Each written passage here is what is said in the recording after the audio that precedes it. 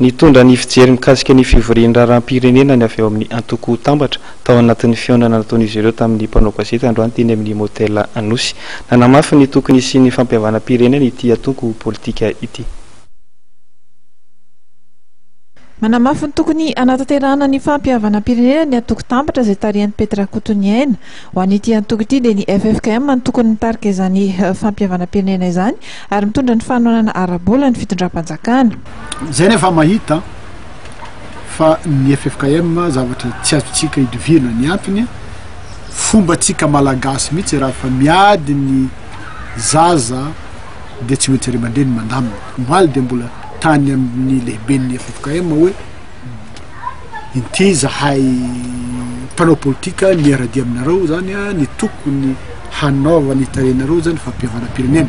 Marina fa tsy tomponady ny FFKM, tsy zamanjazy izy amin'ny zany fampihavana zany fa ry-aman-dreny izy zany mampiona ny samy mpanao politika tokony resaka.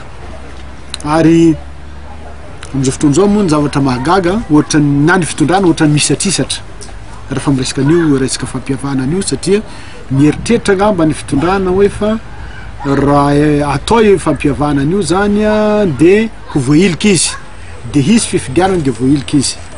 Ny marina ny fampihavanana zany zavatra tsy vita ray andro processus izy io ka mety haritra ka tsisy tokony atahorana mihitsy ka misy hailika ary tsy mila fitondrana lainga zany.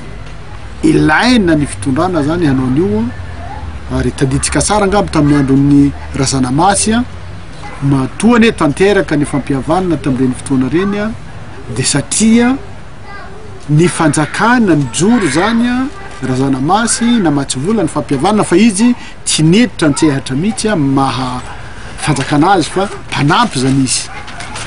Ka ny fanjakana misy amin'izao fotoana zao fanjakana voafindra dalàna zao zany tokony koa zany hanampy ny FFKM hanatanteraka ny fampihavanana. Mikasika ny Raharaha Ravalomanana dia manana fijeriny ihany koa ity antoko tambatra ity. Io moa zany ny fahatongavan'ny Ravalomanana eto zay tsy adihevitra hoe fantatra ny fanjakana hoe tsy fantany satry ny inona hoe fa tsy fantatra ny fanjakana hidirany olo eto na ny fifanekena fotsiny hoe tsy tanay nidirany eto zany raha fanjakana miteny an'izay zany raha za teo amin'ny toerana aloha menatra hiteny an'izany ny antony atikan'izany tsy voafehinao zany ny taninao ne misy olona afaka miditra pasoara mihitsy zany ny frontière tsiketo zay tiditra miditra zay tivoaka mivoaka fa tsy zay kosa ngamba ny fandehany fa ifatongavan'ny Ravalomanana io zany dia soiany fatongeto izy ahoana ny ataontsika afaka hanararoatra ny fahatongavana eto mba hirosoana amin'ilay fampihavana. Nampatsahivy ny antoko tambatra fa efa lasa lalàna ny sorodalana.